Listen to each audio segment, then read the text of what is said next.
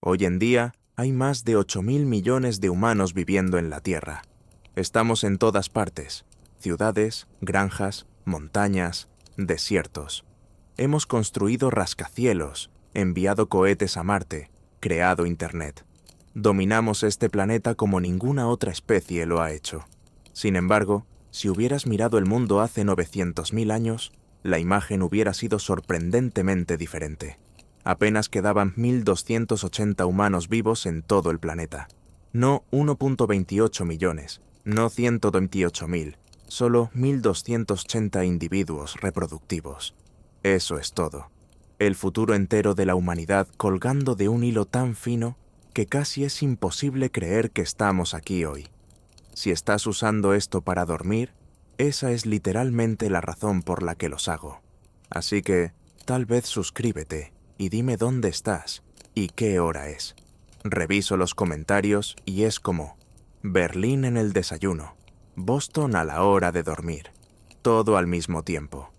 ¿Sabes esa sensación cuando te das cuenta de lo cerca que estuviste del desastre? Como cuando frenas de golpe y el camión te pasa a unos centímetros. Eso es lo que le pasó a nuestra especie. Excepto que no fue un segundo. Fueron 117.000 años de estar al borde de la extinción. Y aquí está la parte realmente loca. Nadie sabía que esto había pasado hasta 2023. Verás, los científicos siempre habían sospechado que los humanos pasaron por algún tipo de colapso poblacional en nuestro pasado distante. Nuestra diversidad genética es extrañamente baja en comparación con otros animales. Los chimpancés, que viven en pequeños grupos dispersos por África, tienen mucha más variación genética que todos los 8.000 millones de humanos combinados. Eso no es normal. Esa es la firma de un cuello de botella. Pero nadie sabía cuán grave fue. Nadie sabía que casi todo terminó antes de realmente empezar. La historia comienza con un hombre llamado Wang Yu, de la Academia China de Ciencias, hace 5 años. Él estaba haciendo un análisis genético de las poblaciones humanas modernas, tratando de entender nuestra historia evolutiva. Cosas estándar. Está mirando el ADN de más de 3.000 personas de todo el mundo, rastreando mutaciones hacia atrás en el tiempo como un reloj molecular. Luego ve algo raro en los datos. Alrededor de 900.000 años atrás, las huellas genéticas simplemente colapsan. Es como ver una película donde de repente el 99% de los actores desaparecen de la pantalla. Los modelos matemáticos están gritando que algo catastrófico sucedió, pero los números son tan extremos. ¿Quién no les cree al principio? Él piensa que es un error, un fallo en su análisis, porque si estos cálculos son correctos, los ancestros humanos fueron reducidos a una población más pequeña que la de una escuela secundaria típica. Pasa años verificando, rechecando, ejecutando el análisis una y otra vez con diferentes métodos. Cada vez el mismo resultado.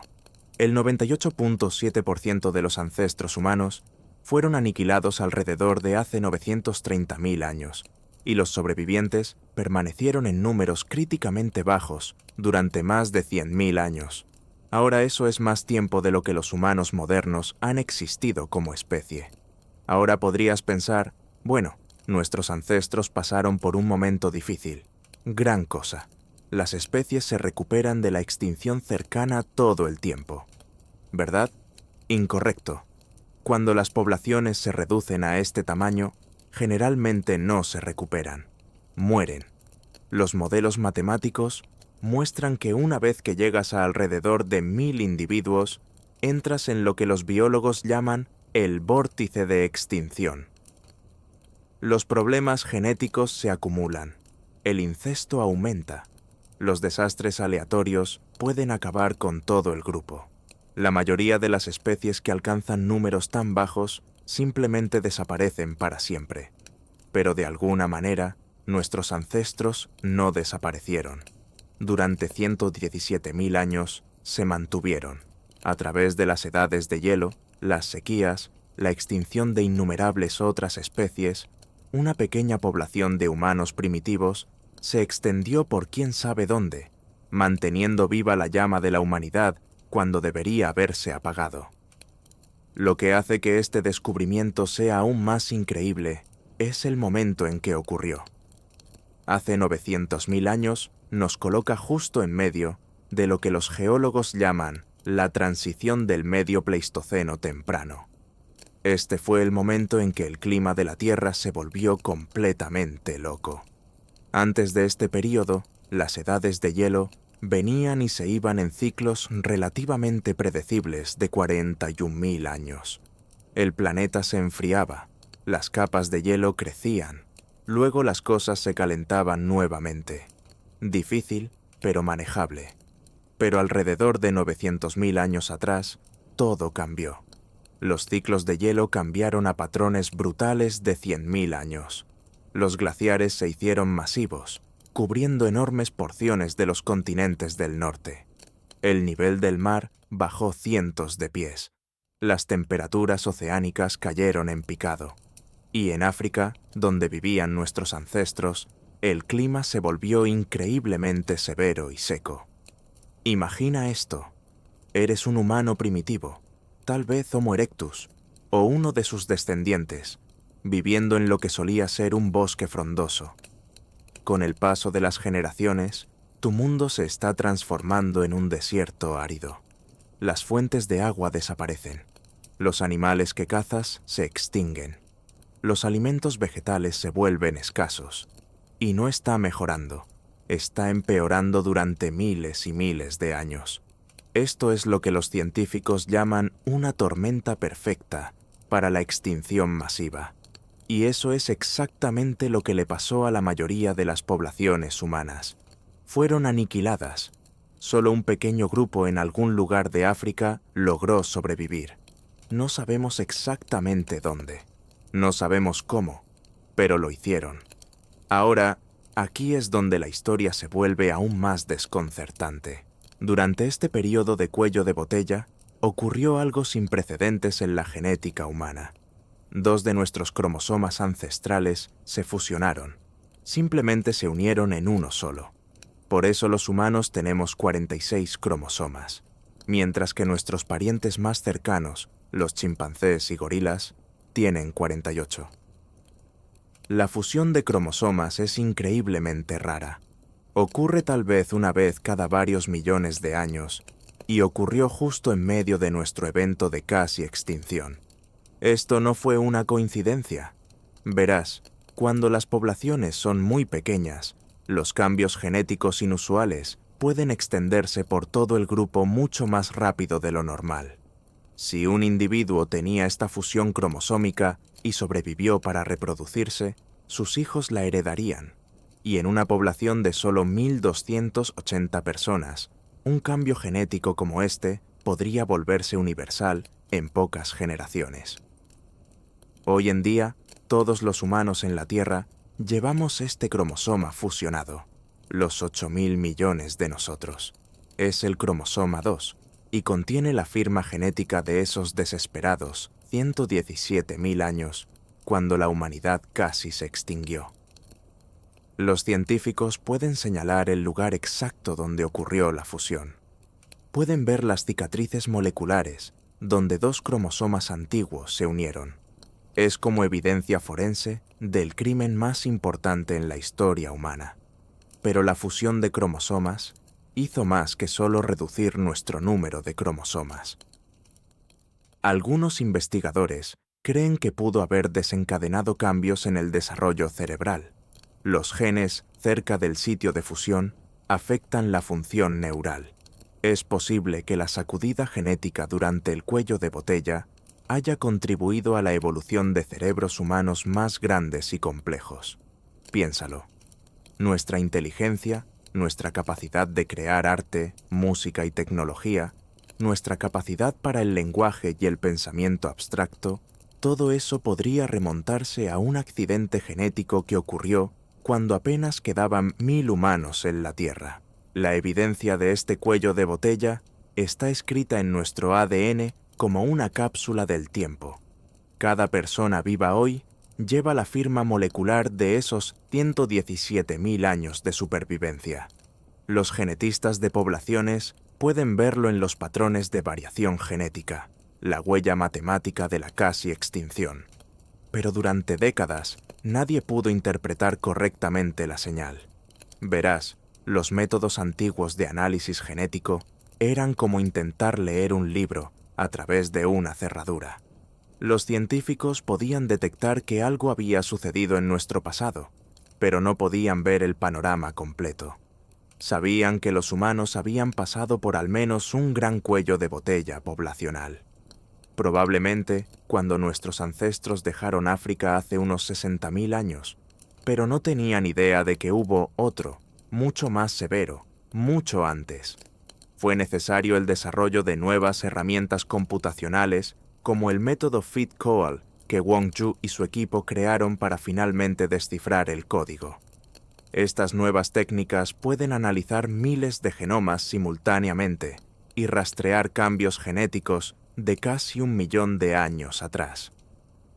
Cuando Wong Yu publicó sus hallazgos en la revista Science en 2023, la comunidad científica quedó asombrada, no solo por lo severo del cuello de botella, sino por lo largo que fue. La mayoría de los cuellos de botella poblacionales en la historia evolutiva son relativamente cortos. Una erupción volcánica acaba con la mayoría de una especie. Luego, los sobrevivientes se multiplican rápidamente para llenar el nicho ecológico vacío, o una enfermedad acaba con el 90% de una población, pero el 10% restante se recupera en pocas generaciones. Pero 117.000 años. Eso no es un cuello de botella. Eso es más bien una experiencia extendida de casi muerte para toda una especie. Nick Aston, un arqueólogo del Museo Británico, quien revisó el estudio, lo puso mejor. Esto implicaría que la población sobreviviente ocupaba un área muy localizada, con buena cohesión social para sobrevivir. Lo que más sorprende es el tiempo estimado en que este pequeño grupo sobrevivió. Si esto es correcto, entonces uno imagina que requeriría un entorno estable con suficientes recursos y pocos factores de estrés en el sistema. En otras palabras, en algún lugar de África había un refugio de estabilidad, un refugio donde un pequeño grupo de humanos primitivos encontró todo lo que necesitaba para sobrevivir, mientras el resto del continente era devastado por el cambio climático. Pero, ¿dónde estaba este refugio? ¿Qué lo hacía especial? ¿Cómo lograron esos 1.280 humanos mantener una población estable durante más de 100.000 años? Estas son las preguntas que mantienen a los científicos despiertos por la noche. Algunos investigadores piensan que los sobrevivientes vivían cerca de fuentes de agua confiables, tal vez alrededor de los grandes lagos de África Oriental o a lo largo de ríos que seguían fluyendo, incluso cuando el clima se volvía más severo. El agua significa que los animales vienen a beber. Los animales significan comida, y tanto el agua como la comida significan supervivencia. Otros creen que los sobrevivientes desarrollaron tecnologías cruciales que otras poblaciones humanas no tenían. Tal vez descubrieron cómo controlar el fuego de manera más efectiva. El fuego lo cambia todo. Te permite cocinar la comida, lo que hace que los nutrientes estén más disponibles. Mantiene alejados a los depredadores. Extiende el día, dándote más tiempo para trabajar y socializar. Lo más importante, te permite sobrevivir en ambientes que de otro modo te matarían. La evidencia arqueológica muestra que alrededor de 800.000 años atrás hubo un aumento repentino en el uso del fuego por parte de las poblaciones humanas. Este momento coincide casi perfectamente con cuando terminó el cuello de botella genético y las poblaciones humanas comenzaron a expandirse nuevamente. ¿Coincidencia? Probablemente no, pero aquí está lo que realmente te sorprenderá. El registro fósil de este período está casi completamente vacío. Entre 950.000 y 650.000 años atrás, apenas se encontraron fósiles humanos en África o Europa. Durante mucho tiempo, los antropólogos llamaron a esto la brecha fósil, y no podían explicarlo. Ahora sabemos por qué. Simplemente no había muchos humanos para dejar fósiles atrás.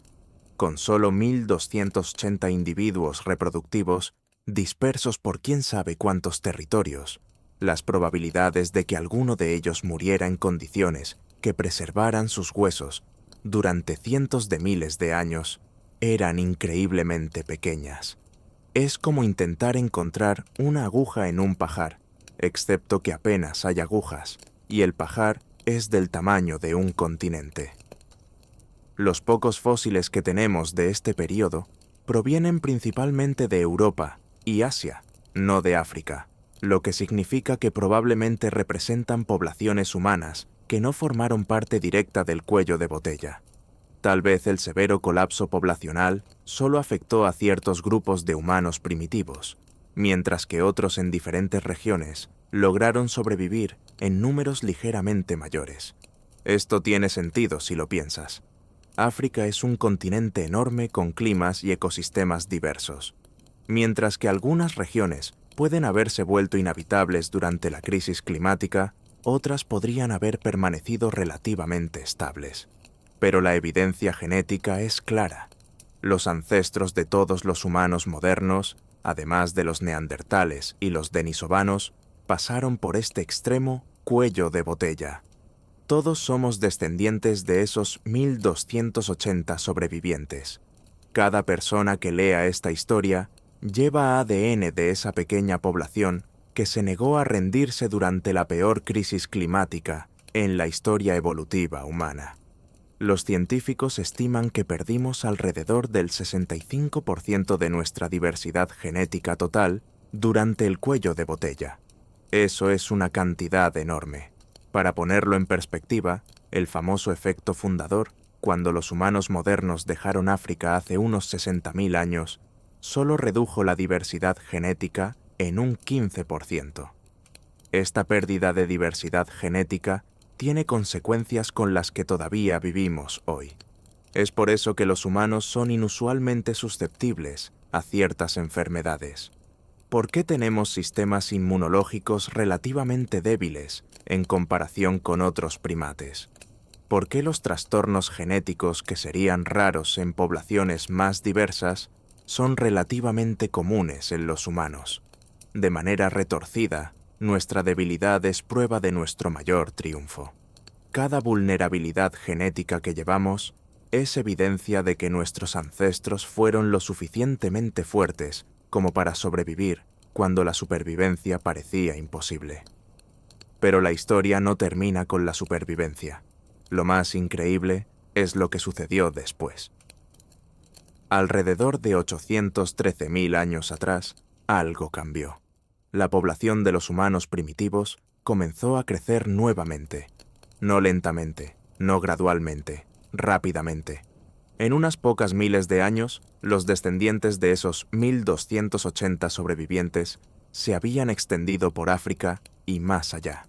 Desarrollaron nuevas tecnologías, crearon herramientas más sofisticadas, comenzaron a cazar animales más grandes de manera más efectiva. Empezaron a construir refugios y a controlar el fuego de manera más sistemática. Lo más importante, comenzaron el viaje evolutivo que eventualmente llevaría a 3 de las especies más exitosas en la historia humana: los humanos modernos, los neandertales y los misteriosos denisovanos. El momento es demasiado perfecto para ser una coincidencia.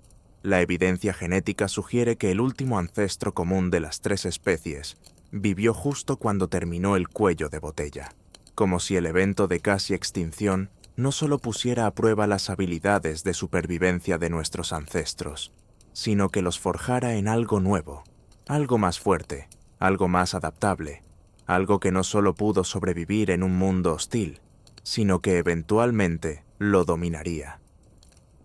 J. Juan Pan, uno de los científicos que descubrió el cuello de botella, lo expresó de esta manera: el hallazgo novedoso abre un nuevo campo en la evolución humana porque plantea muchas preguntas, como los lugares donde vivieron estos individuos, cómo superaron los catastróficos cambios climáticos y si la selección natural durante el cuello de botella aceleró la evolución del cerebro humano.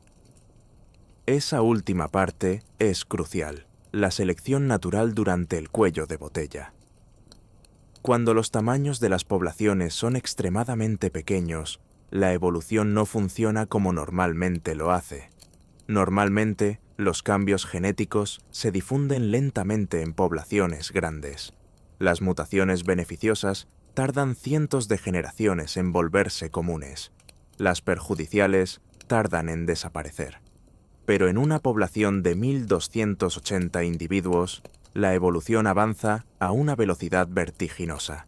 Los rasgos beneficiosos pueden difundirse por todo el grupo en pocas generaciones. Los individuos con incluso ligeras ventajas en supervivencia o reproducción pueden dominar rápidamente el acervo genético. Durante 117.000 años, nuestros ancestros básicamente vivieron en una olla de presión evolutiva. Solo los más inteligentes, fuertes y adaptables sobrevivieron para transmitir sus genes. Generación tras generación, de intensa selección natural, seleccionando exactamente los rasgos que más tarde harían a los humanos tan exitosos.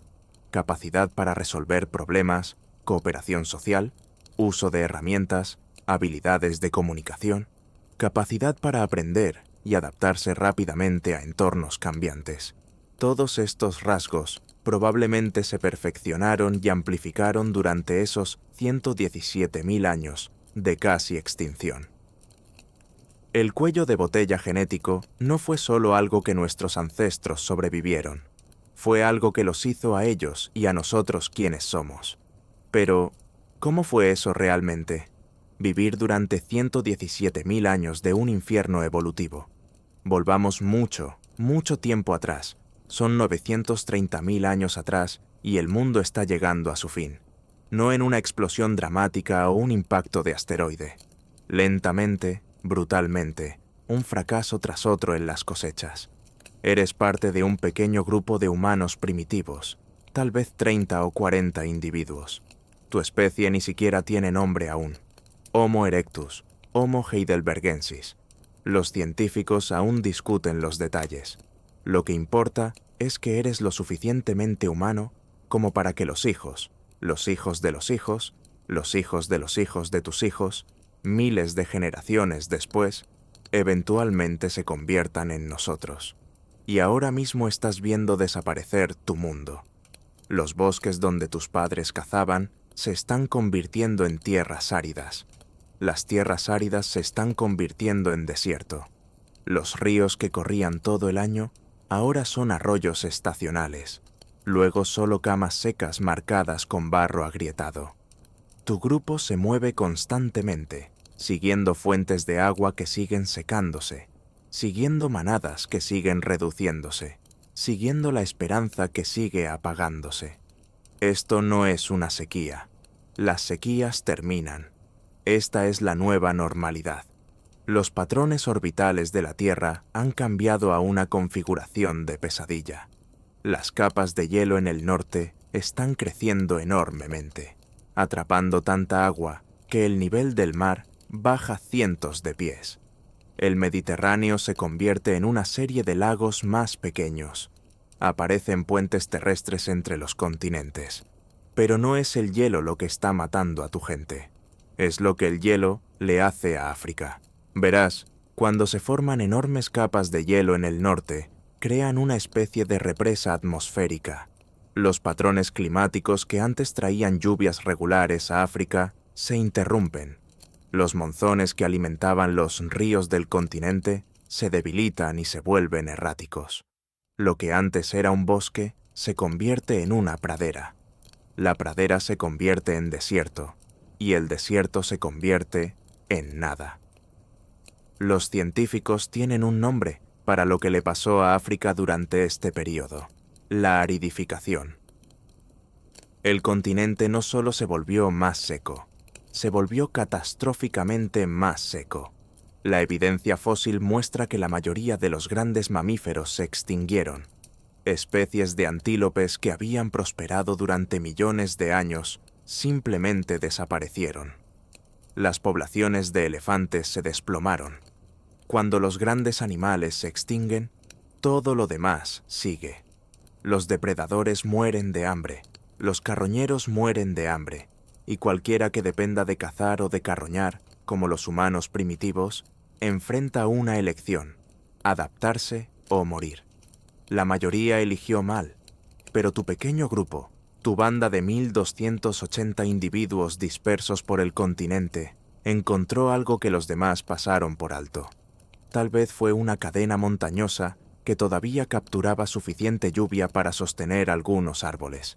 Tal vez fue un acuífero subterráneo que mantenía los manantiales fluyendo cuando todo lo demás se secaba.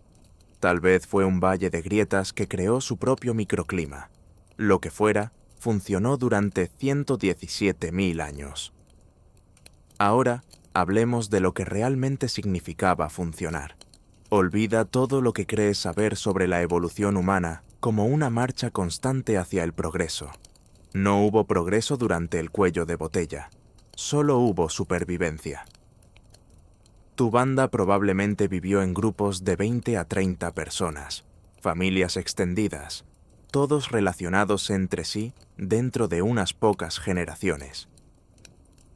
Tenías que quedarte con solo 1280 individuos reproductores en total. No podías permitirte ser selectivo sobre con quién te emparejabas. La endogamia era inevitable. Los trastornos genéticos probablemente comunes. Defectos de nacimiento, problemas de desarrollo, fertilidad reducida. Todas las consecuencias de un acervo genético demasiado pequeño.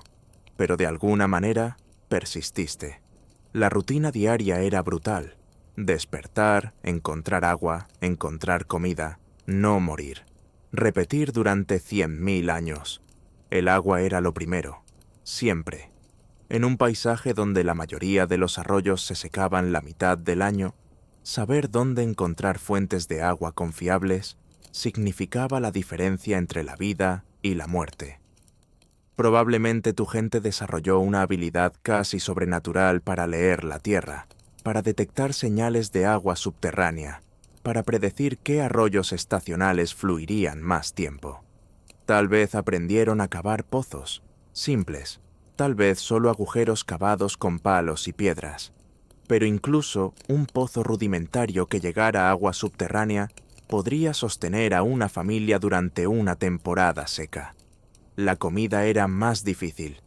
Con la mayoría de los grandes animales extintos, no podías depender de la caza como lo hacían tus ancestros.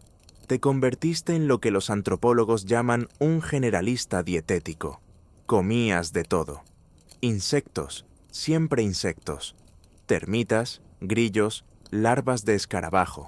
Libra por libra, los insectos son algunas de las fuentes de comida más nutritivas del planeta y se reproducen rápidamente, por lo que incluso las poblaciones pequeñas pueden ser cosechadas de manera sostenible.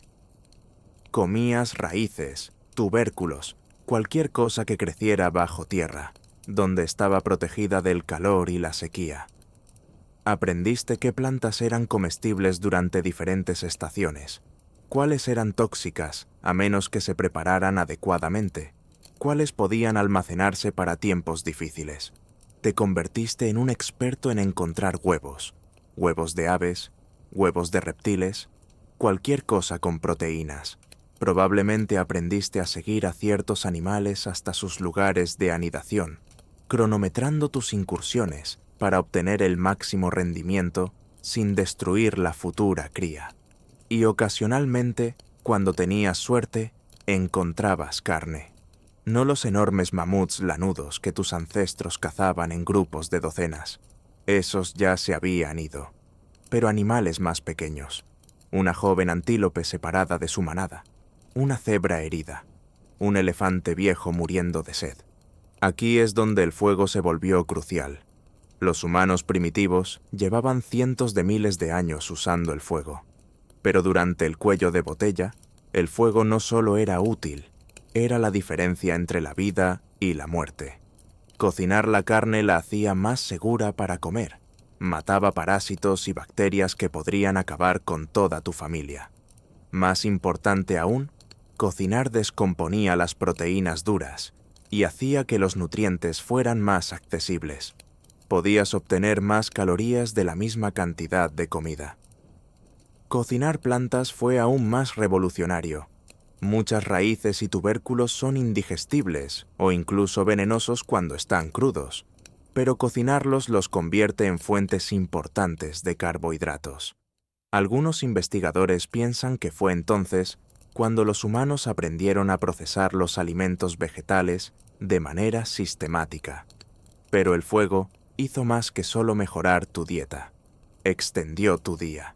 Sin luz artificial, la mayoría de los animales son impotentes después de oscurecer. Los depredadores cazan, las presas se ocultan. Todos básicamente están inactivos hasta el amanecer.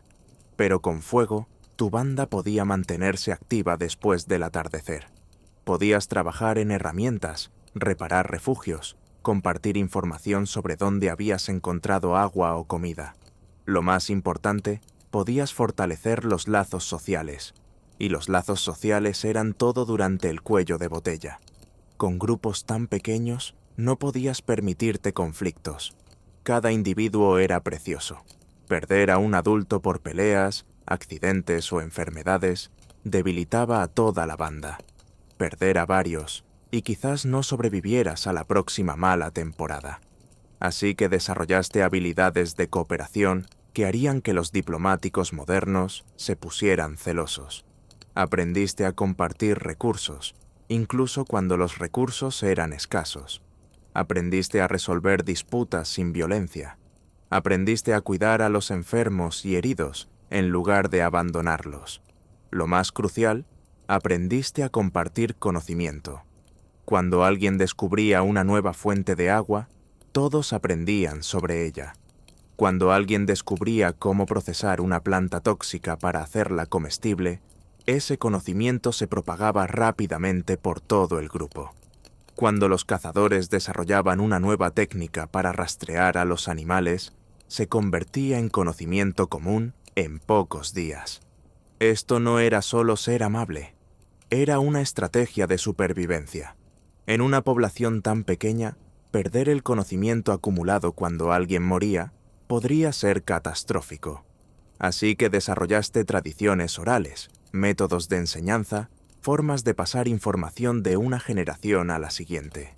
Te obsesionaste con enseñar a los niños no solo habilidades básicas, sino todo. Dónde encontrar agua en cada estación, qué plantas eran seguras, cómo leer huellas de animales, cómo predecir patrones climáticos, cómo hacer y mantener herramientas. Los niños que aprendían rápidamente tenían mejores probabilidades de supervivencia. Los niños que aprendían rápidamente tenían mejores probabilidades de reproducción. A lo largo de miles de generaciones, estabas seleccionando la inteligencia, la habilidad para enseñar, la capacidad para adquirir y transmitir información compleja. Estabas evolucionando hacia algo nuevo. La evidencia genética sugiere que durante el cuello de botella, el tamaño del cerebro humano comenzó a aumentar, no de manera dramática. Eso vendría más tarde, pero sí de manera medible. La capacidad craneal de los fósiles humanos de justo después del período del cuello de botella es visiblemente más grande que la de los fósiles anteriores. Esto tiene sentido. Cuando la supervivencia depende de ser más astuto que tu entorno, la selección natural favorece cerebros más grandes y capaces, incluso si los cerebros más grandes requieren más energía, una energía que fue escasamente disponible durante la crisis. Pero no fue solo la inteligencia bruta la que evolucionó. Fue específicamente la inteligencia social. Viviendo en pequeños grupos durante miles de generaciones, te volviste increíblemente hábil para leer a otras personas, predecir su comportamiento, saber cuándo confiar, cuándo ser cauteloso, cuándo compartir, cuándo retener. Desarrollaste lo que los psicólogos llaman teoría de la mente, la capacidad de entender que otras personas tienen pensamientos e intenciones diferentes a las tuyas. Esto suena simple, pero en realidad es una de las habilidades cognitivas más complejas del reino animal, y tú la estabas refinando bajo la presión más intensa de supervivencia imaginable.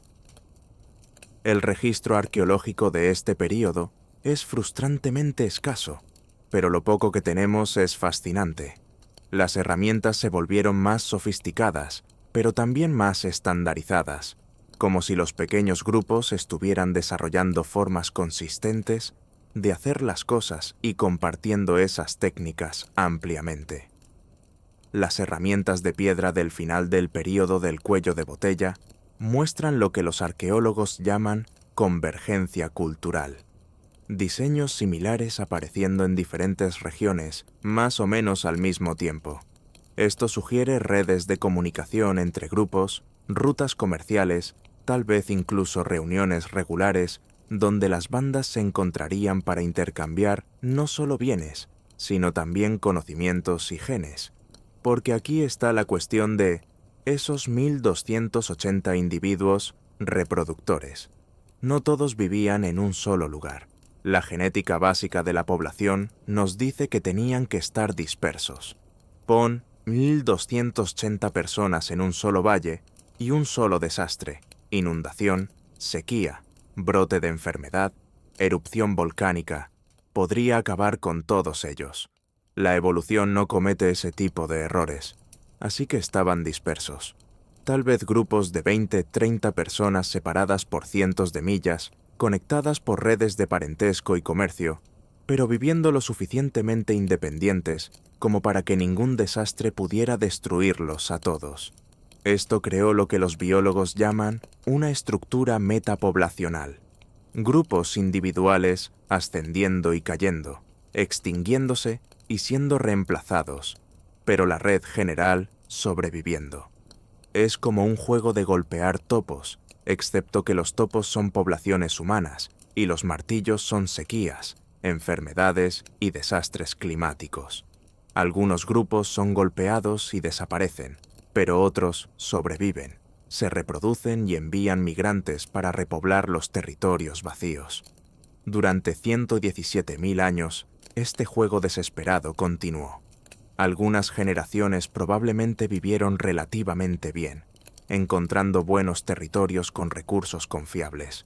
Otras sufrieron terriblemente, viendo morir a los niños por hambre y enfermedades. Pero de alguna manera, la red aguantó. Y luego, alrededor de 813.000 años atrás, algo cambió. Los primeros signos fueron sutiles. Lluvias ligeramente más confiables en algunas regiones. Las praderas comenzando a expandirse nuevamente después de milenios de desierto. Las poblaciones animales empezando a recuperarse. La fase extrema de la crisis climática estaba terminando. Pero para este momento, tu gente no era la misma especie que había entrado en el cuello de botella. 117.000 años de intensa selección natural los habían transformado. Los hicieron más inteligentes, más cooperativos, mejor adaptados para sobrevivir en entornos hostiles. Habían desarrollado tecnologías que habrían parecido magia para sus ancestros, mejores herramientas, una gestión más sofisticada del fuego, técnicas mejoradas de procesamiento de alimentos. Lo más importante, habían desarrollado sistemas sociales capaces de mantener la cooperación y el intercambio de conocimientos a través de múltiples generaciones. Cuando el clima comenzó a mejorar, estaban listos. El crecimiento poblacional fue explosivo. En unas pocas miles de años, los descendientes de los sobrevivientes del cuello de botella se habían extendido por África y comenzaron a expandirse hacia Europa y Asia. Llevaban consigo todas las habilidades de supervivencia aprendidas durante la crisis, además de las adaptaciones genéticas y culturales que los habían mantenido vivos cuando la muerte parecía segura. Estos no eran solo humanos cualquiera. Estos eran humanos que habían sido forjados por la peor crisis ambiental en la historia de nuestra especie. Ellos fueron los antepasados de todos los humanos que vinieron después. Cada persona viva hoy lleva genes que sobrevivieron 117.000 años de casi extinción. Genes seleccionados por inteligencia, cooperación y adaptabilidad bajo las condiciones más extremas imaginables. Todos somos descendientes de los sobrevivientes, todos productos del cuello de botella. Toda la evidencia de que, a veces, cuando todo sale mal, unos pocos individuos pueden ser lo suficientemente fuertes como para mantener la esperanza viva hasta que el mundo se vuelva habitable nuevamente. Pero la historia apenas comenzaba. Lo que sucedió después lo cambió todo. Imagina esto. Tus ancestros acaban de sobrevivir al peor desastre climático en la historia humana. Durante más de 100.000 años han estado viviendo al borde de la extinción.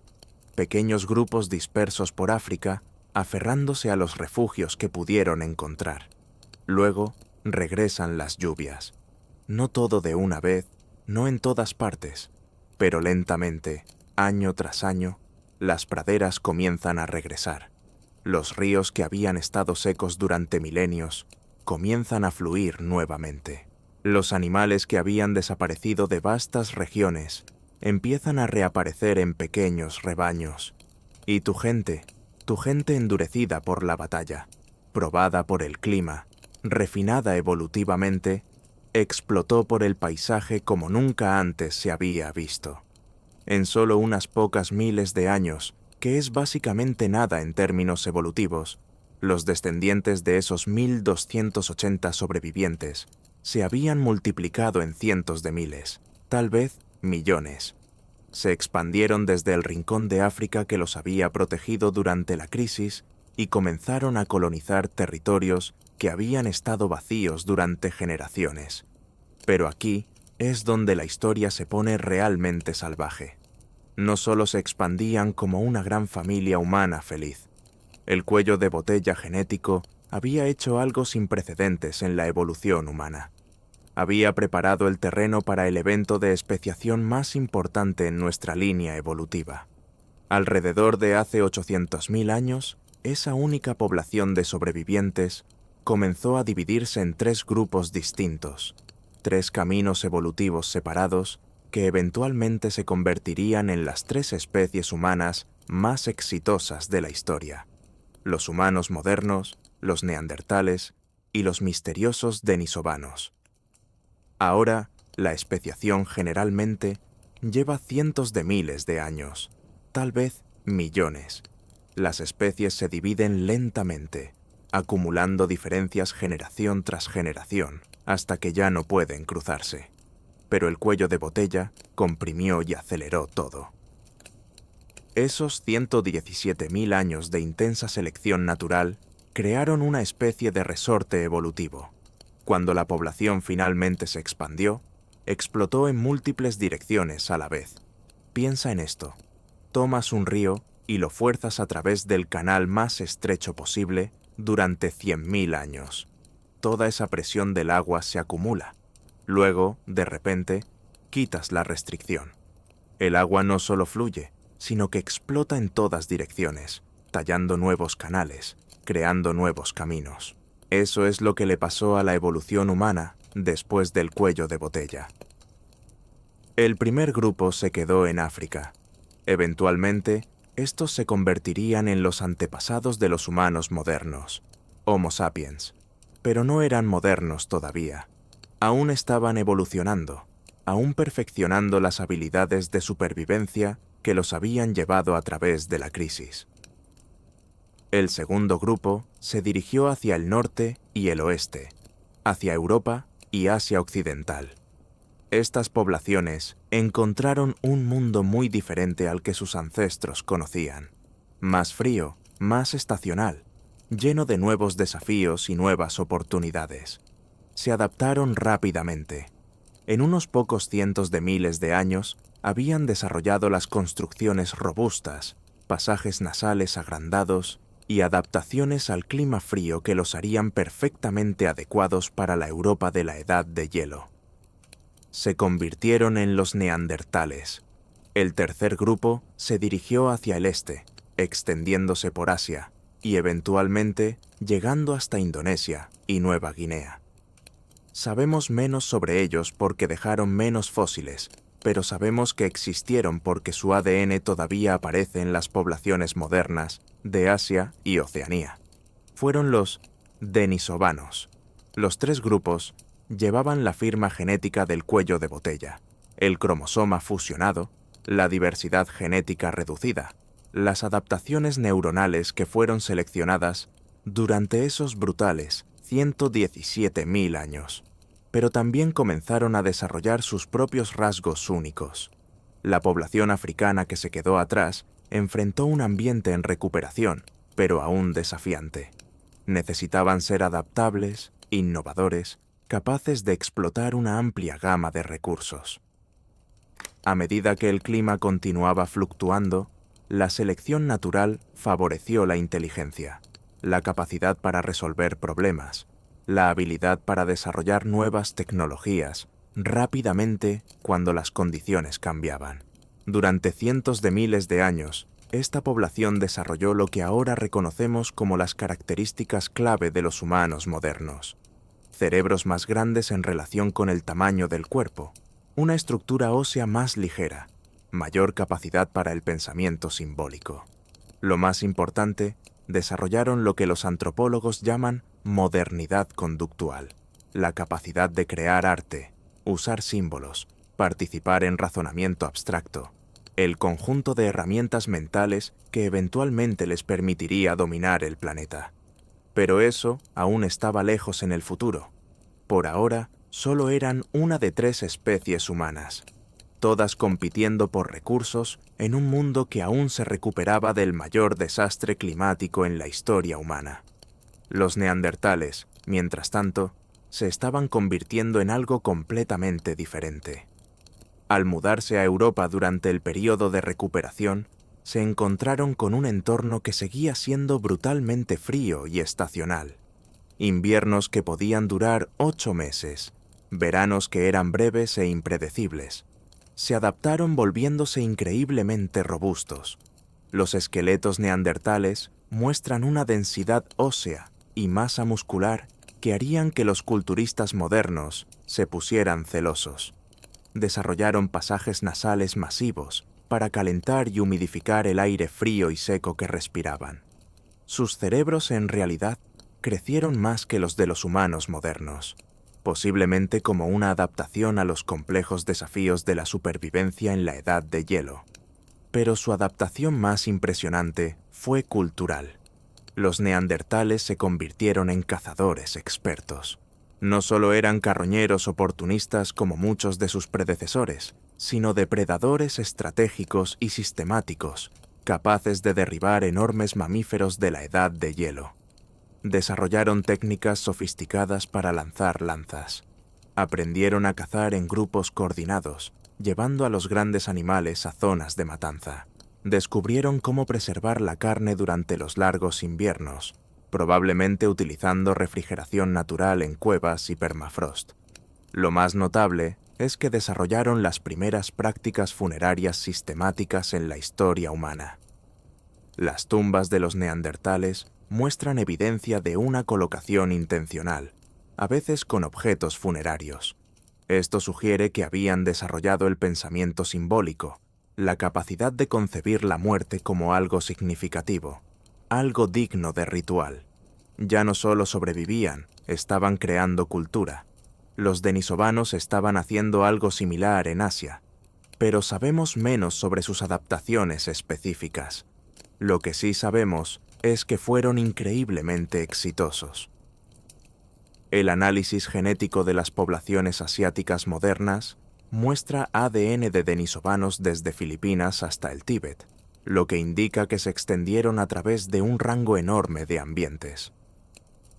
Algunas poblaciones de denisovanos se adaptaron a las altas altitudes, desarrollando variantes genéticas que les ayudaban a procesar el oxígeno de manera más eficiente en el aire delgado de la meseta del Himalaya. Estas mismas variantes genéticas aparecen en las poblaciones tibetanas modernas, evidencia de que los humanos antiguos y los denisovanos se cruzaron, transmitiendo genes de supervivencia que aún ayudan a las personas a vivir en altitudes extremas. Otros grupos de denisovanos parecen haber sido hábiles navegantes. Hay evidencia de que llegaron a islas del sudeste asiático que habrían requerido habilidades sofisticadas de construcción de botes y navegación. Esto sugiere que desarrollaron tecnologías marítimas miles de años antes que cualquier otra especie humana. Pero aquí está lo que es realmente increíble acerca de los tres grupos. A pesar de haberse dispersado por 3 continentes y adaptarse a ambientes radicalmente diferentes, seguían estando lo suficientemente conectados genéticamente como para poder cruzarse cuando sus territorios se superponían. Los humanos modernos y los neandertales se cruzaron cuando nuestros ancestros finalmente dejaron África hace unos 60.000 años. Los denisovanos se cruzaron tanto con los neandertales como con los humanos modernos en diferentes momentos y lugares. La evidencia genética muestra múltiples episodios de cruzamientos durante cientos de miles de años. Esto nos dice algo profundo sobre el cuello de botella y sus secuelas. Esos 117.000 años de casi extinción crearon una especie de unidad genética entre todas las poblaciones humanas. A pesar de haberse evolucionado por caminos diferentes durante cientos de miles de años, todos seguíamos siendo fundamentalmente la misma especie.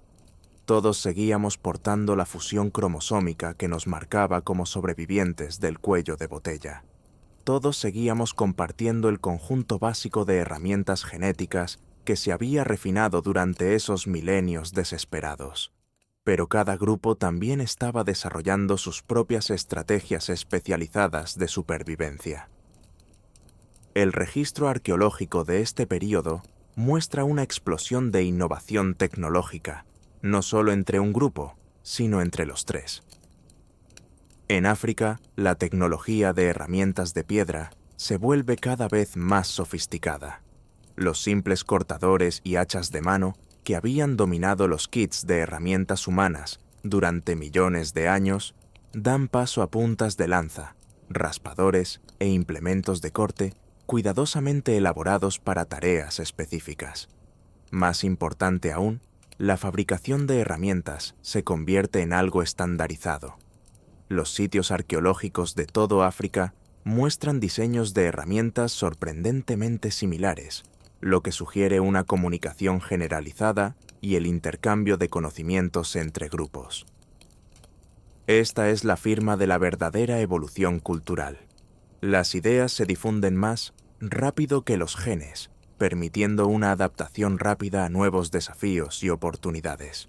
En Europa, los neandertales estaban desarrollando sus propias tradiciones tecnológicas. Crearon las primeras herramientas acopladas, puntas de lanza y cuchillos unidos a mangos de madera con resinas vegetales y colágeno animal. Esto puede sonar simple, pero representa un gran salto cognitivo. Tienes que planificar, reunir múltiples materiales y entender conceptos abstractos como el palanca y el torque. También desarrollaron lo que los arqueólogos llaman técnicas de núcleo preparado para la fabricación de herramientas de piedra. En lugar de simplemente golpear las rocas hasta obtener algo útil, los neandertales aprendieron a darle forma cuidadosamente a los núcleos de piedra para que pudieran producir múltiples herramientas idénticas a partir de una sola pieza de material crudo. Esto es fabricación, producción sistemática y planificada de bienes estandarizados. Los denisovanos también estaban innovando, aunque sus logros son más difíciles de rastrear, pero el análisis genético sugiere que fueron la primera especie humana en desarrollar el uso sistemático de plantas medicinales. Las poblaciones asiáticas modernas llevan variantes genéticas denisovanas que ayudan a procesar toxinas de plantas, lo que sugiere que sus ancestros aprendieron a usar plantas venenosas como medicamentos, desarrollando resistencia a través de la selección natural. También podrían haber sido los primeros humanos en practicar la agricultura sistemática. Algunos investigadores piensan que las variantes genéticas que ayudan a digerir alimentos ricos en almidón en las poblaciones asiáticas modernas se originaron con los denisovanos, quienes habían aprendido a cultivar y procesar cereales silvestres. Pero quizás la innovación más importante ocurrió en el ámbito de la organización social. Las 3 especies humanas, post-cuello de botella, estaban desarrollando estructuras sociales cada vez más complejas. Los grupos familiares extendidos estaban formando alianzas con otros grupos. Estaban surgiendo redes comerciales capaces de mover materias primas y bienes manufacturados a través de cientos de kilómetros. Ya no solo se trataba de sobrevivir. Esto era el comienzo de la civilización. La evidencia genética de esta revolución social está escrita en nuestro ADN. Durante la expansión posterior al cuello de botella, las poblaciones humanas muestran evidencia de lo que los genetistas llaman patrones de cría estructurados. No apareamientos al azar, sino un intercambio sistemático de parejas entre grupos. Esto sugiere que nuestros ancestros habían desarrollado sistemas de parentesco, reglas sobre quién podía casarse con quién. Probablemente también redes elaboradas de intercambio de regalos que mantenían relaciones entre comunidades distantes. Estaban creando el pegamento social que eventualmente permitiría que las sociedades humanas crecieran desde pequeños grupos hasta tribus, jefaturas y, finalmente, estados. Pero también estaban creando algo más, algo que resultaría aún más importante a largo plazo: el lenguaje. Ahora, nadie sabe exactamente cuándo evolucionó el lenguaje humano. No se fosiliza. Solo podemos inferir su desarrollo a partir de evidencia indirecta. Pero todo apunta al período posterior al cuello de botella, como el momento en que la comunicación humana se volvió verdaderamente sofisticada. La rápida expansión de las tecnologías de herramientas estandarizadas sugiere una transferencia de información compleja. La evidencia de redes comerciales implica negociación y razonamiento abstracto. Las prácticas funerarias de los neandertales indican pensamiento simbólico. Lo más revelador es que el cuello de botella genético había creado exactamente las condiciones bajo las cuales el lenguaje complejo sería más ventajoso. Pequeñas poblaciones, dispersas tratando de mantener conexiones a través de vastas distancias. Grupos que necesitaban compartir información detallada sobre recursos, peligros y oportunidades. Individuos cuya supervivencia dependía de su capacidad para aprender habilidades complejas rápidamente y enseñarlas a sus hijos. Bajo estas condiciones, cualquier mejora en la capacidad de comunicación brindaría enormes ventajas para la supervivencia. Los individuos que pudieran hablar más claramente, entender más precisamente o transmitir información de manera más efectiva, tendrían más probabilidades de sobrevivir y reproducirse. A lo largo de cientos de generaciones, esta presión selectiva perfeccionaría las habilidades de comunicación humana mucho más allá de lo que se ve en otras especies. Cuando las 3 especies humanas se encontraron nuevamente, los humanos modernos se encontraron con los neandertales en el Medio Oriente. Los denisovanos se encontraron con ambos grupos en Asia. Ya serían capaces de una comunicación verbal sofisticada. Podrían compartir conocimientos, negociar alianzas e incluso contar historias sobre sus antepasados que habían sobrevivido a la gran extinción 900.000 años antes. Pero también comenzaron a enfrentar nuevos desafíos. El mundo se estaba llenando nuevamente. Los recursos que habían sido abundantes durante el periodo de recuperación comenzaban a ser disputados, y las 3 especies humanas comenzaban a competir directamente por los mismos territorios y recursos. La era de la cooperación estaba llegando a su fin. La era de la competencia estaba a punto de comenzar. Luego vino el encuentro que decidiría el destino de la humanidad. Hace 60.000 años, los descendientes de esos sobrevivientes africanos finalmente dejaron su continente natal. No todos, solo un pequeño grupo, tal vez unos pocos cientos de individuos, que decidieron cruzar las aguas estrechas entre África y la península arábiga. No tenían idea de que estaban a punto de encontrar a sus primos perdidos hace mucho tiempo. Durante más de 400.000 años, las 3 especies humanas habían estado evolucionando en aislamiento. Los humanos modernos en África, los neandertales en Europa, los denisovanos en Asia, cada uno se había adaptado perfectamente a sus propios entornos. Cada uno había desarrollado sus propias tecnologías, sus propias culturas, sus propias formas de sobrevivir. Ahora estaban a punto de encontrarse cara a cara. El primer encuentro probablemente ocurrió en algún lugar del Medio Oriente, tal vez a lo largo de las costas orientales del Mediterráneo, donde los migrantes africanos habrían encontrado el borde sur del territorio neandertal. Imagina ese momento. Eres un humano moderno, parte de un pequeño grupo explorando nuevas tierras. Tu gente nunca ha visto a otros humanos que se vean diferentes a ti. De repente, los ves al otro lado de un valle. Son humanos, pero no del todo. Más bajos y robustos que tu gente. Caras que sobresalen con enormes crestas orbitarias y enormes aberturas nasales. Cuerpos construidos como luchadores. Todo músculo y hueso grueso. Neandertales. Tu primer instinto podría ser miedo, curiosidad o agresión. Nunca sabremos cómo fueron esos encuentros iniciales, pero sabemos lo que pasó después porque está escrito en nuestro ADN. Se cruzaron. Los humanos modernos y los neandertales no solo lucharon por territorio, formaron relaciones, tuvieron hijos juntos. El análisis genético muestra múltiples episodios de mestizaje durante miles de años.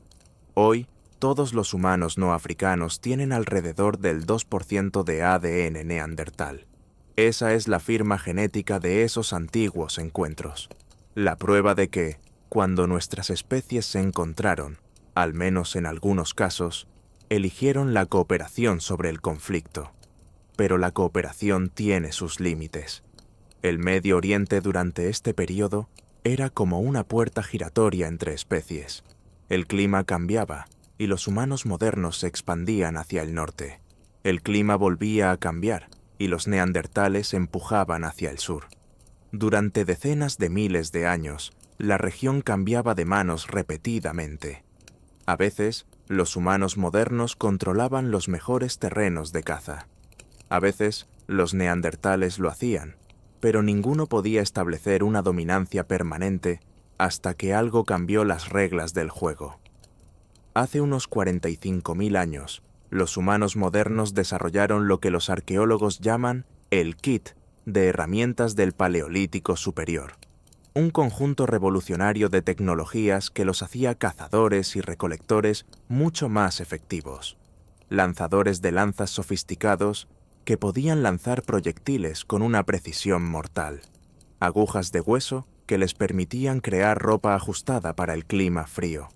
Anzuelos y redes para abrir fuentes de alimentos acuáticos. Lo más importante es que desarrollaron técnicas sistemáticas de producción de cuchillas para crear bordes cortantes largos y afilados a partir de pequeñas cantidades de piedra.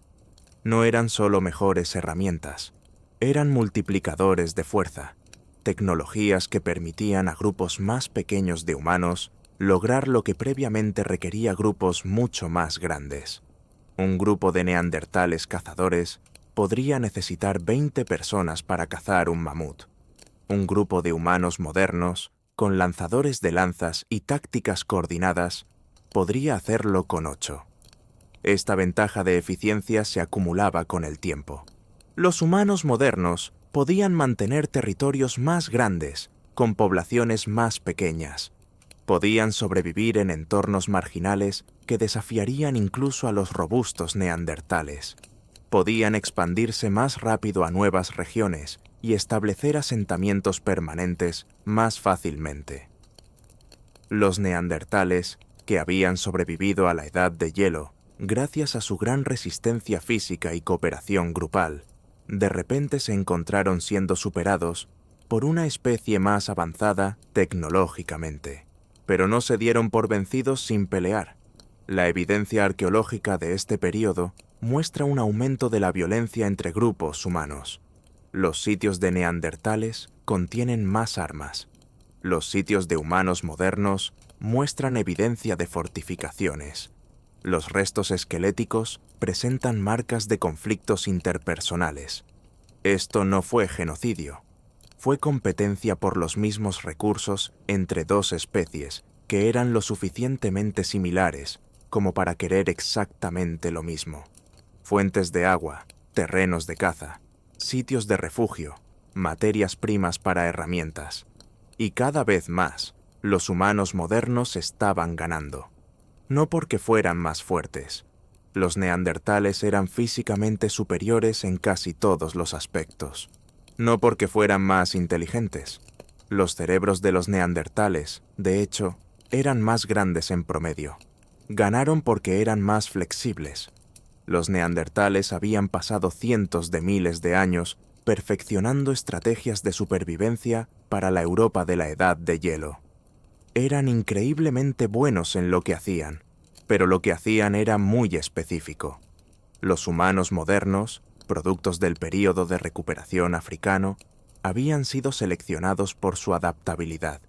Podían cambiar de táctica rápidamente cuando las circunstancias cambiaban. Podían explotar nuevas fuentes de alimentos. Podían modificar sus herramientas y técnicas para enfrentar desafíos desconocidos. Cuando el clima cambió, y cambió constantemente durante este periodo, los humanos modernos se adaptaron. Los neandertales, atrapados en estrategias de supervivencia exitosas pero rígidas, lucharon lentamente. Las poblaciones de neandertales comenzaron a reducirse. Primero perdieron los mejores territorios, los valles fluviales, las áreas costeras, los mejores terrenos de caza. Luego fueron empujados hacia regiones más marginales, valles montañosos, bosques del norte, áreas que los humanos modernos aún no querían. Para hace 28.000 años, los últimos neandertales vivían en el sur de España y Gibraltar. Poblaciones aisladas aferrándose a la existencia en refugios que se reducían cada año. Luego, desaparecieron. La historia en Asia fue diferente, pero siguió patrones similares. Los humanos modernos encontraron a los denisovenses alrededor de hace 50.000 años. Sabemos menos sobre estos encuentros porque los fósiles de denisovenses son increíblemente raros. La mayor parte de lo que sabemos proviene del análisis genético, pero el ADN cuenta una historia clara. Al igual que con los neandertales, hubo mestizaje. Las poblaciones modernas de Asia tienen variantes genéticas de los denisovenses. Algunas poblaciones de las islas del Pacífico tienen hasta un 6% de ascendencia denisovense. A diferencia de la situación europea, parece que hubo menos competencia directa entre los humanos modernos y los denisovenses en Asia. El continente era lo suficientemente vasto como para que los diferentes grupos pudieran ocupar diferentes nichos ecológicos durante períodos más largos. Los denisovenses que se habían adaptado a las grandes altitudes continuaron viviendo en las montañas. Aquellos que se habían especializado en el mar mantenían el control de las cadenas de islas. Los humanos modernos inicialmente ocuparon diferentes regiones, valles fluviales, llanuras costeras, áreas que complementaban en lugar de competir directamente con los territorios denisovenses. Pero eventualmente, las mismas presiones tecnológicas y demográficas que habían eliminado a los neandertales comenzaron a afectar también a los denisovenses. Los humanos modernos simplemente eran más eficientes para explotar los recursos. Podían soportar poblaciones más grandes en los mismos territorios, podían expandirse más rápido y establecer nuevos asentamientos más fácilmente. Uno por uno, las poblaciones denisovenses fueron absorbidas, superadas en competencia o desplazadas. Algunos pueden haber sobrevivido hasta sorprendentemente tarde. Hay pruebas genéticas tentadoras que sugieren que los humanos modernos encontraron a los denisovenses en el sudeste asiático hasta hace unos 25.000 años. Pero eventualmente, ellos también desaparecieron como poblaciones distintas. Para hace 20.000 años, Homo sapiens, los humanos modernos, eran la única especie humana que quedaba en la Tierra. Los descendientes de esos 1.280 sobrevivientes, del cuello de botella, habían superado a sus primos evolutivos, que también descendían de la misma población ancestral. La división en tres que había comenzado hace 800.000 años había terminado. Pero, ¿por qué los humanos modernos tuvieron éxito donde los neandertales y los denisovenses fracasaron? La respuesta nos lleva de nuevo al cuello de botella. Esos 117.000 años de casi extinción seleccionaron rasgos muy específicos en las tres especies: inteligencia, cooperación, innovación tecnológica, adaptabilidad. Pero la población africana, los ancestros de los humanos modernos, enfrentó un desafío adicional que sus primos europeos y asiáticos evitaron. África siguió siendo climáticamente inestable, incluso después de que terminara lo peor de la crisis. Mientras que los neandertales se adaptaron a los patrones predecibles de la Europa de la Edad de Hielo y los denisovenses se especializaron en entornos específicos de Asia, los humanos modernos tuvieron que seguir adaptándose a condiciones que cambiaban constantemente. Sequías que duraban décadas seguidas, de períodos de inundaciones, patrones estacionales que cambiaban cada pocas generaciones, poblaciones animales que aparecían y desaparecían de manera impredecible. Esta presión ambiental continua mantuvo a los humanos modernos evolutivamente flexibles, de maneras que la especialización extrema no lo había hecho. Cuando las tres especies finalmente se encontraron, los neandertales y los denisovenses eran como autos de carreras finamente ajustados, increíblemente eficientes bajo las condiciones adecuadas, pero difíciles de modificar para nuevos desafíos. Los humanos modernos eran más como vehículos todoterreno, no tan perfectamente optimizados para un solo entorno, pero capaces de manejar lo que viniera después. Esta flexibilidad se mostró en múltiples formas. Tecnología. Los humanos modernos innovaron constantemente, desarrollando nuevas herramientas y técnicas cada pocos miles de años. Los neandertales usaron esencialmente la misma tecnología de herramientas de piedra durante más de 200.000 años. Funcionaba bien, así que se quedaron con ella. Organización social. Los humanos modernos formaron redes sociales más grandes y complejas. Podían movilizar a más personas para grandes cacerías o conflictos territoriales. Desarrollaron relaciones comerciales que movían recursos a través de cientos de millas. Demografía. Las poblaciones humanas modernas podían crecer más rápido y recuperarse más rápidamente de reveses. Cuando las enfermedades o desastres climáticos reducían los números de un grupo, se recuperaban en pocas generaciones. Dieta. Los humanos modernos se convirtieron en generalistas extremos en términos dietéticos, comiendo de todo, desde mariscos hasta carne de mamut o plantas procesadas. Los neandertales seguían centrados en la caza de grandes presas. Era efectivo, pero vulnerable cuando los cambios climáticos afectaban las poblaciones de presas. Pero quizás lo más importante es que los humanos modernos habían desarrollado habilidades de comunicación más sofisticadas. El cuello de botella genético había creado una presión selectiva para un lenguaje complejo en las tres especies. Pero los humanos modernos, al enfrentarse a entornos más variables y redes sociales más grandes, habían llevado la comunicación verbal al máximo. Podían coordinar actividades de grupo más grandes de manera más eficaz. Podían compartir conocimientos técnicos complejos con más precisión. Podían mantener relaciones a través de mayores distancias y períodos de tiempo más largos.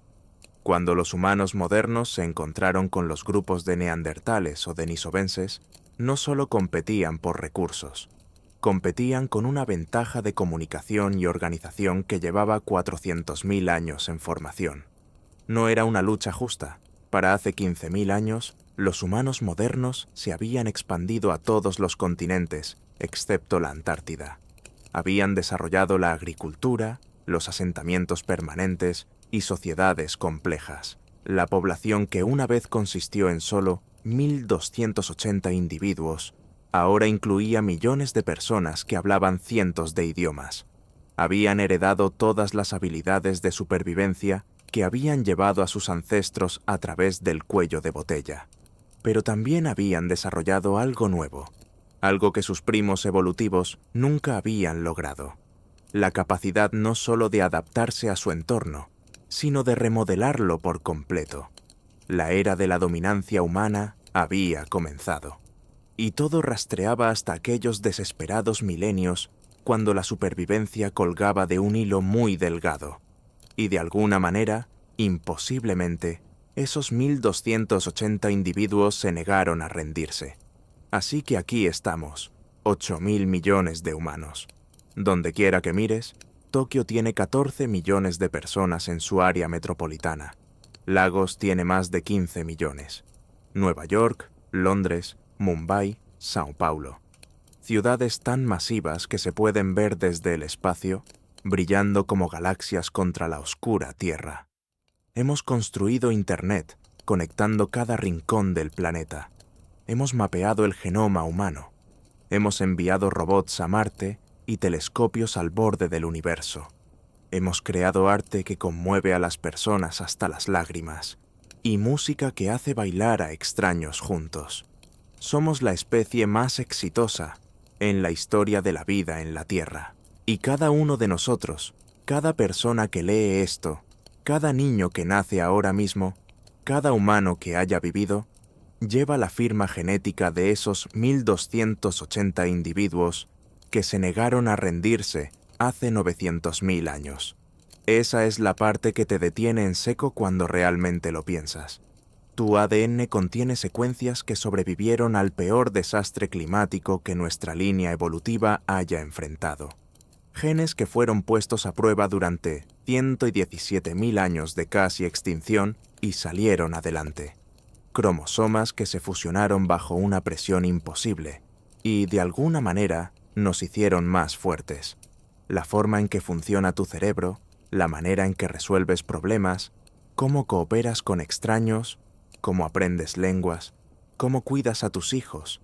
Todo eso fue modelado por esos desesperados milenios, cuando la supervivencia requería todas las ventajas posibles.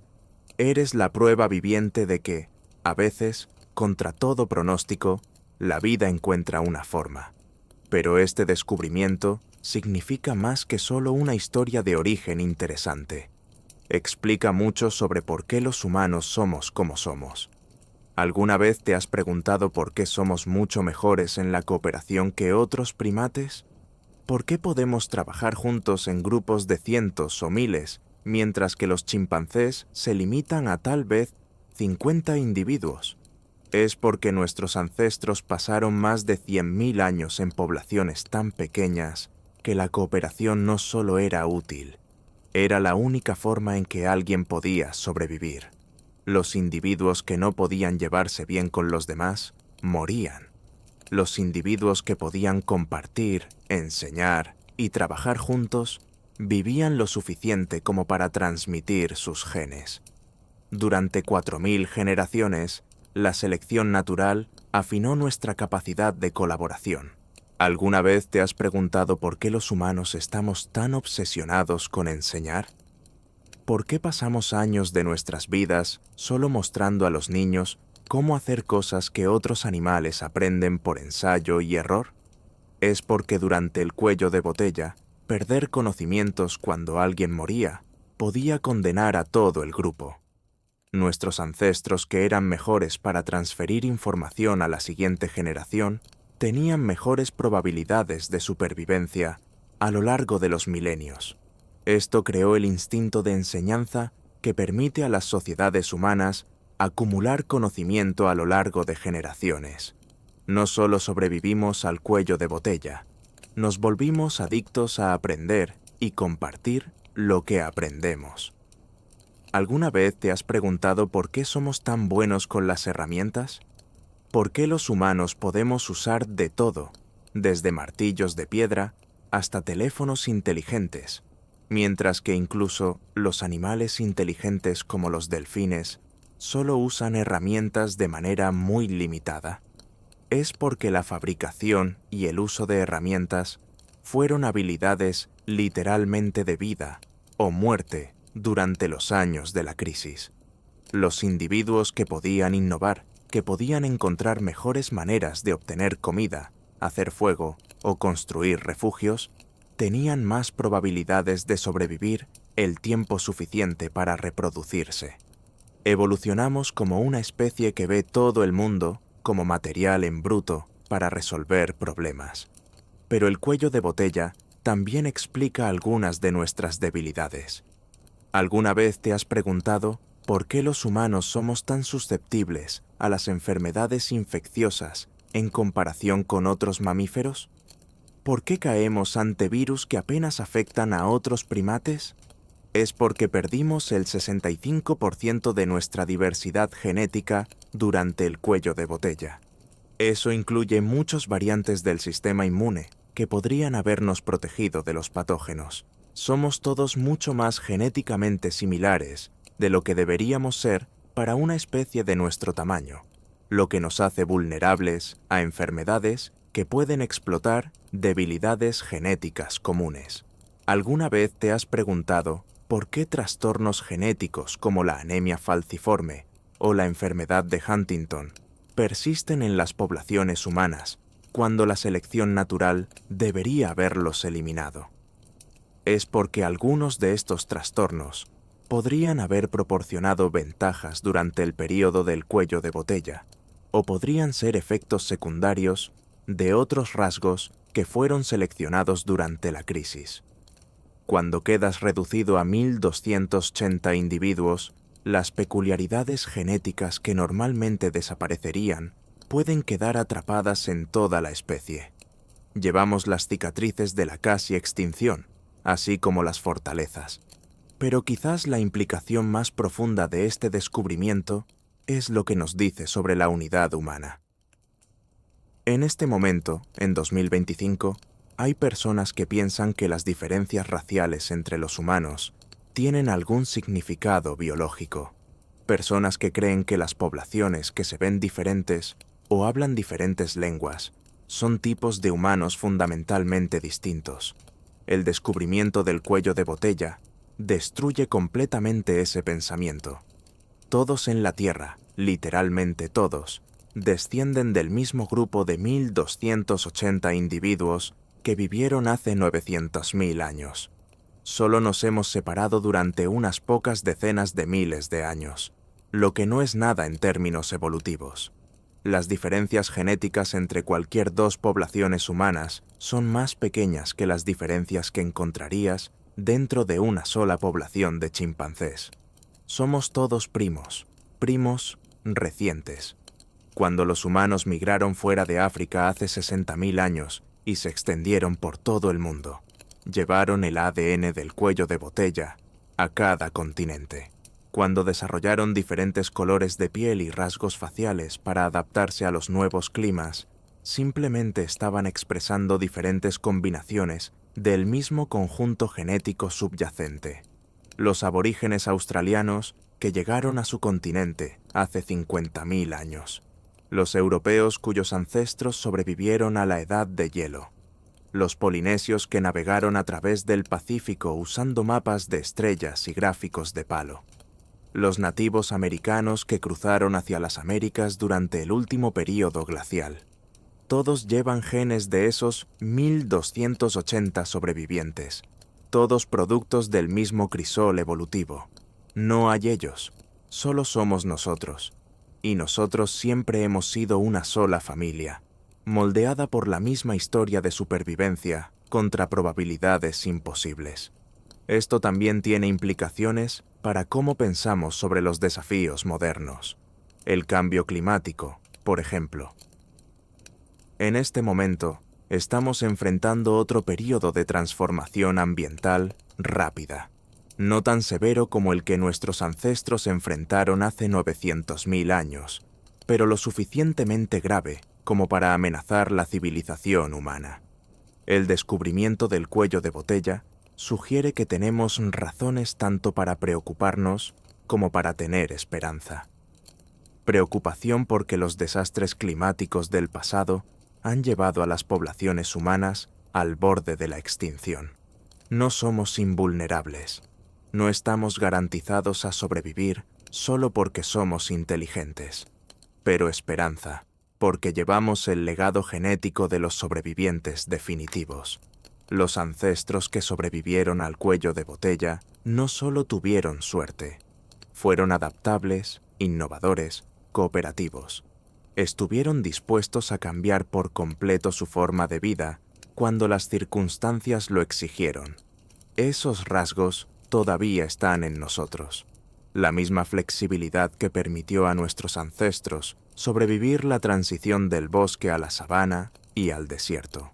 La misma cooperación que mantuvo a grupos pequeños unidos durante milenios de crisis.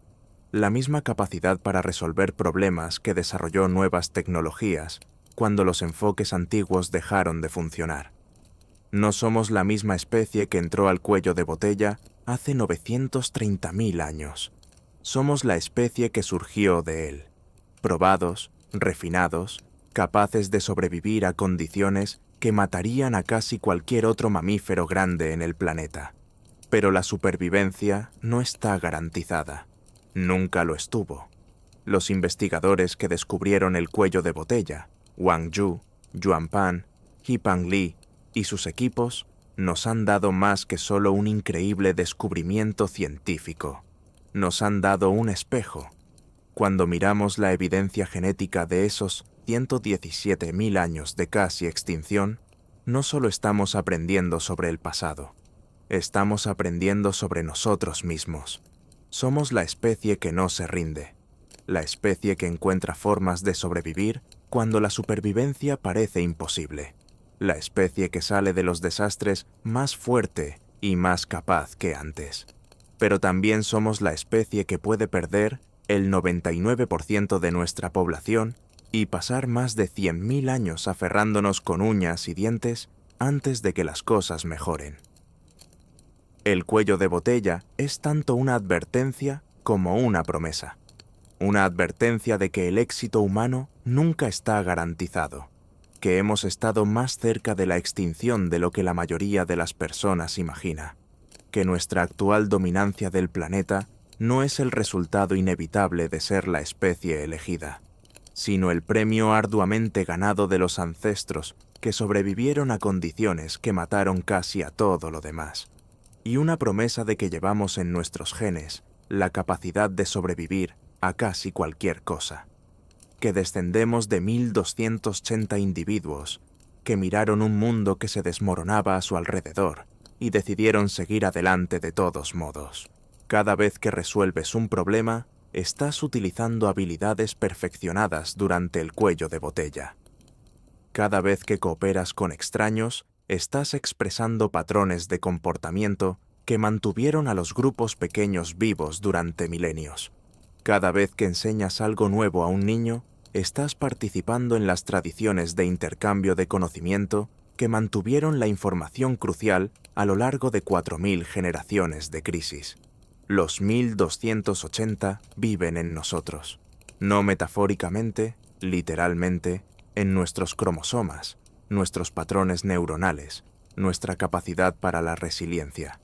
Hace 900.000 años, parecía que la historia humana estaba llegando a su fin.